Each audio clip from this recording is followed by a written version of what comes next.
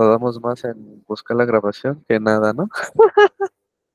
Entonces aquí está, buenos días. Esta es la quinta plática, si no me equivoco, del día de hoy, en la cual nos va a hablar un poquito más nuestro ponente, que también ya estuvo, Alejandro Mata, el cual es por parte de Ibermática. Él es desarrollador cuántico industrial y nos va a hablar un poquito más sobre computación cuántica y medio ambiente. Entonces, Alejandro, el escenario es tuyo. Muchas gracias.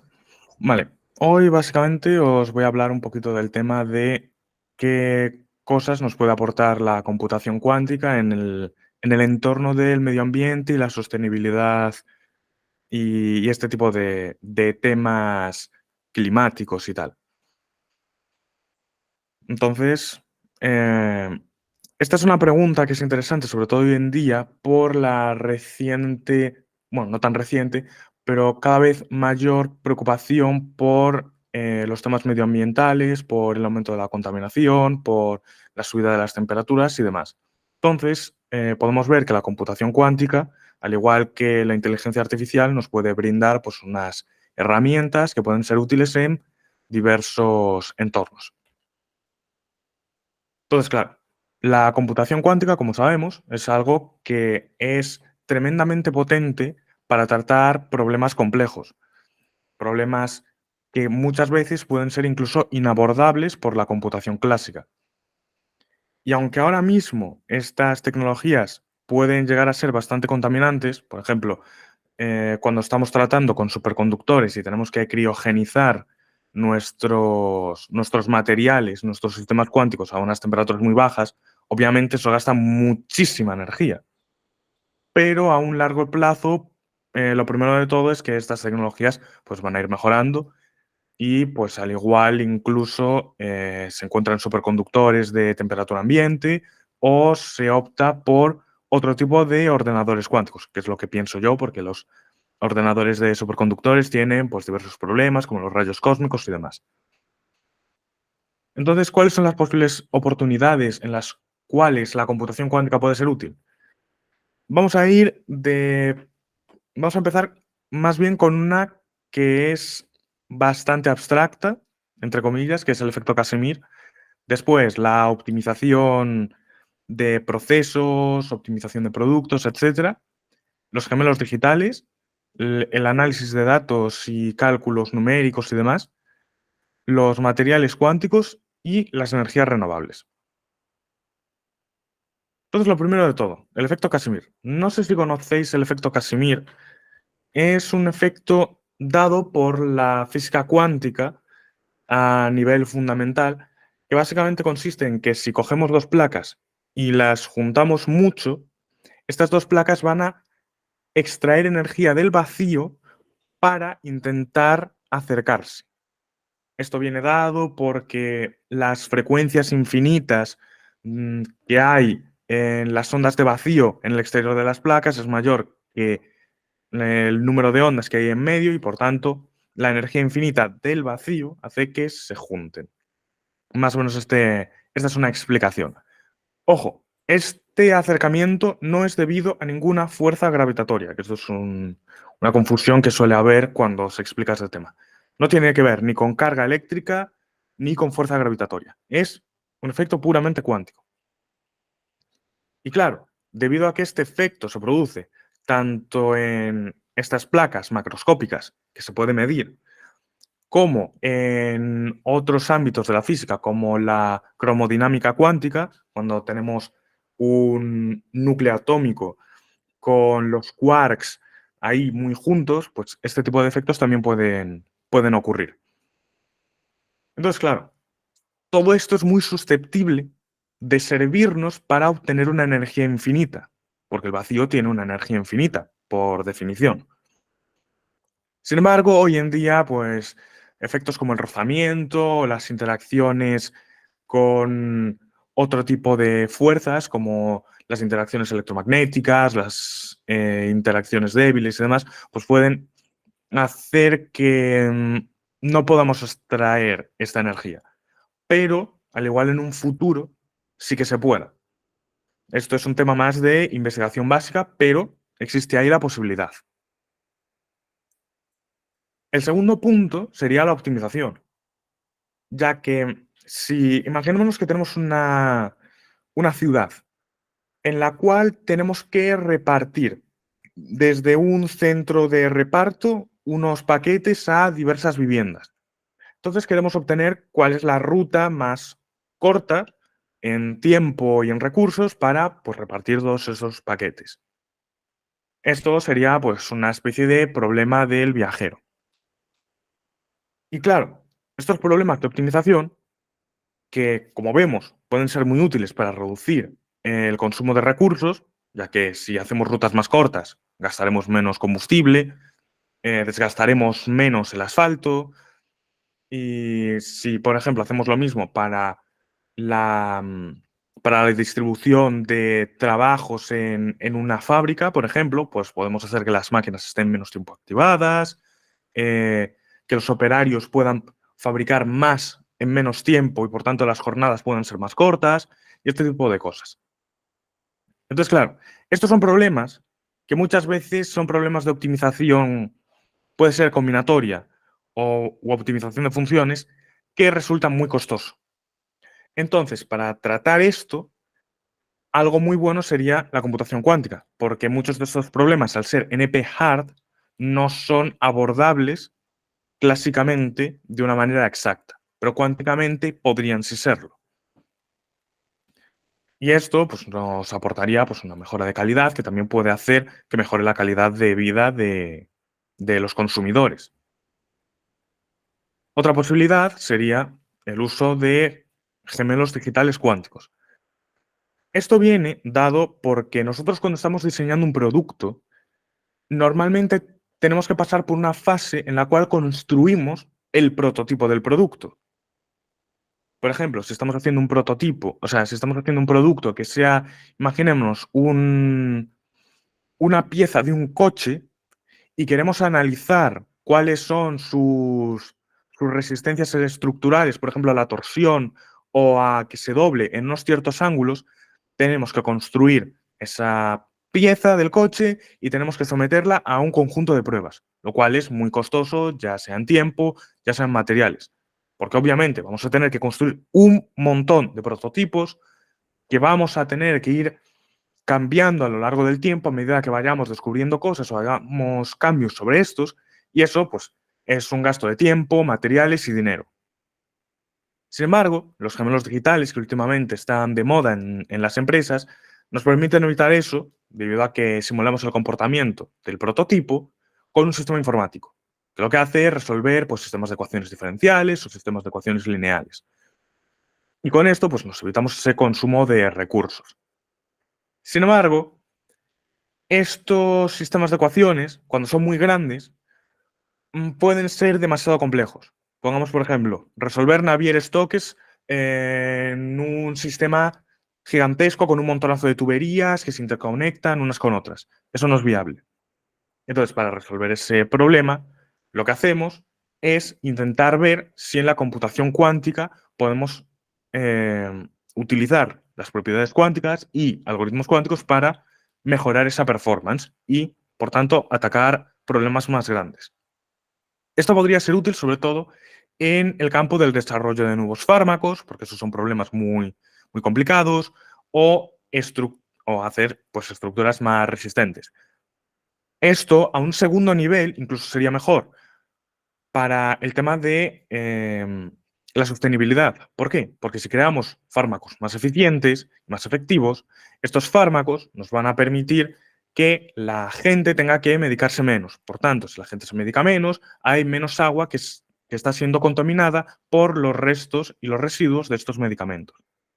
También podríamos intentar idear medicamentos que no contaminasen tanto el agua. O, por ejemplo, en la parte de las estructuras, si hacemos estructuras más resistentes, en principio, los edificios o las zonas en las que estén esas estructuras van a durar más y, por tanto, tendremos que repararlas menos y hacer un consumo menor. Después, en la parte de análisis de datos. En el análisis de datos, cuando tenemos muchos datos, puede llegar a ser bastante horrible la parte de analizarlos o hacer cálculos numéricos sobre ciertas cosas, como por ejemplo resolver ciertos problemas. Entonces ahí es donde entra digamos, la ventaja cuántica que existe en ciertos tipos de problemas. Estos normalmente están relacionados de alguna u otra manera con una optimización combinatoria, pero es cierto que pues, pueden ser bastante útiles para ciertos casos. Porque tenemos que tener en cuenta una cosa. Cuando hacemos un cálculo muy grande, tenemos normalmente un conjunto de ordenadores muy potentes funcionando durante mucho tiempo. Y eso gasta muchísima energía.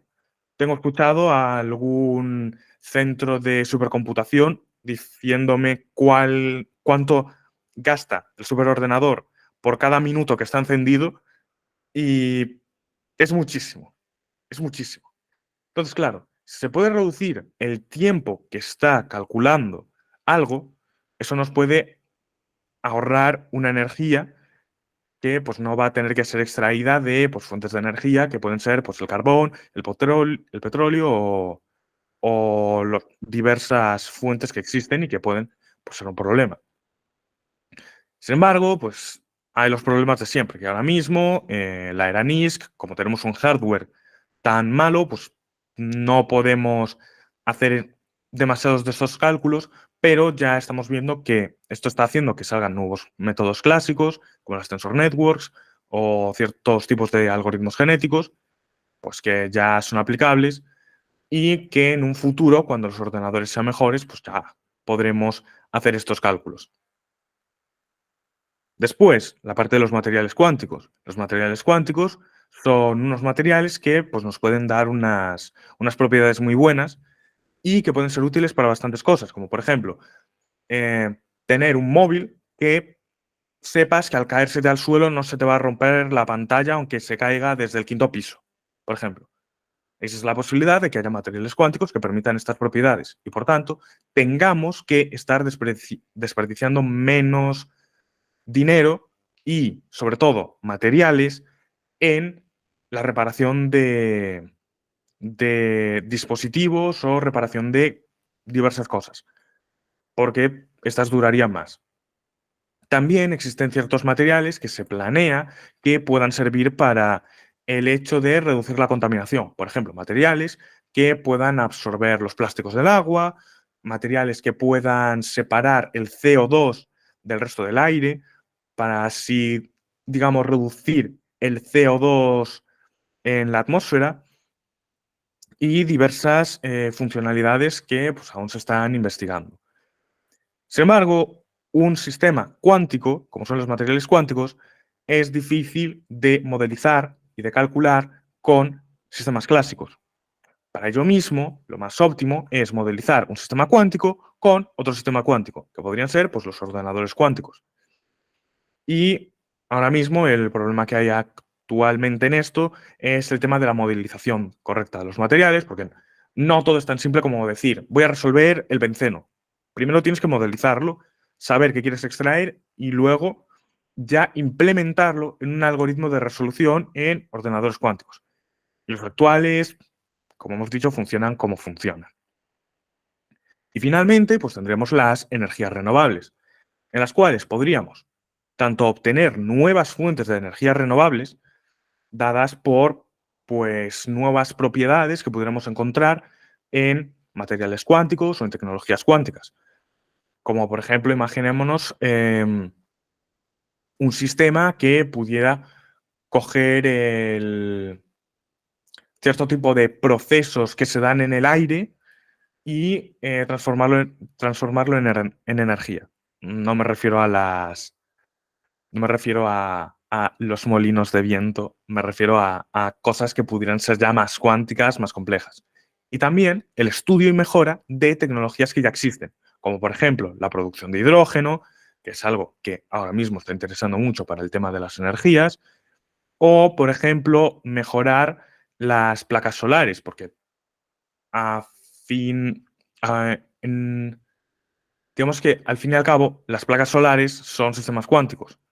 Entonces, la mejor forma de estudiarlos sería pues con ordenadores cuánticos. Y como siempre, El reto es la modelización y la implementación con los ordenadores cuánticos actuales. Aquí, sobre todo el tema de la modelización es mucho más complicado, porque esto es ya algo bastante más complejo.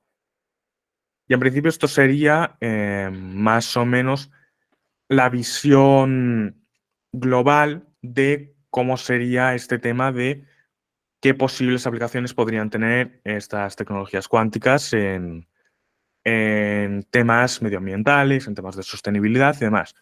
Para esto, pues hay diferentes alternativas, que es algo que me olvidé de poner, que están tanto las alternativas de investigación básica en física cuántica y mecánica cuántica, como por otro lado tenemos el tema de los quantum annealers, que hoy en día funcionan relativamente bien. No funcionan tan espectacularmente bien como a veces parece, pero funcionan muy, muy bien, sobre todo para resolución de problemas cubo y demás. Y también, por ejemplo, ciertos tipos de ordenadores cuánticos analógicos y demás. Y en un futuro, pues, ordenadores cuánticos digitales y diversas otras tecnologías cuánticas. Así que, en principio, esto sería más o menos todo. No sé si hay alguna pregunta. Muchas gracias, Alejandro. Muchas gracias, Alejandro. No sé si tengan alguna pregunta. A su inicio de la presentación, Nicolás preguntó qué pasó con el superconductor temperatura ambiente 1K99. Si no me equivoco. Pues la verdad, no tengo demasiada idea concretamente de la parte de superconductores. Lo único que sé es que a veces cuando se piensa que un superconductor va a ser a temperatura ambiente, a veces luego resulta que lo que se estaba observando no era eso, sino que era otra cosa. Entonces, al igual, fue alguna confusión. Claro, efectivamente. A veces se confunden semiconductores con superconductores. Perfecto.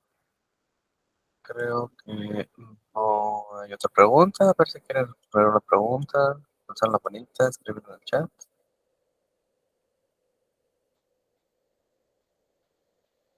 Creo que no. Muchas gracias, Alejandro, por la participación, por todo esto de estas semanas. Algunos chavos, yo creo que han de estar, chaves, trabajando con los retos de escuchando. Están entriestados, esos ya son cutrix, yo creo. Entonces yo creo que por eso no están aquí. Pero antemano, muchas gracias, Alejandro, por tus preguntas, bueno, por tu presentación y demás. Ahora bien, yo creo que vamos a pasar ahora con el siguiente ponente. Carlos Alberto Riascos Moreno se encuentra por aquí. Hola, hola, ¿se me escucha? Sí, fuerte y claro. Bueno, gracias. Voy a ponerme los auriculares. Voy a hacer una prueba.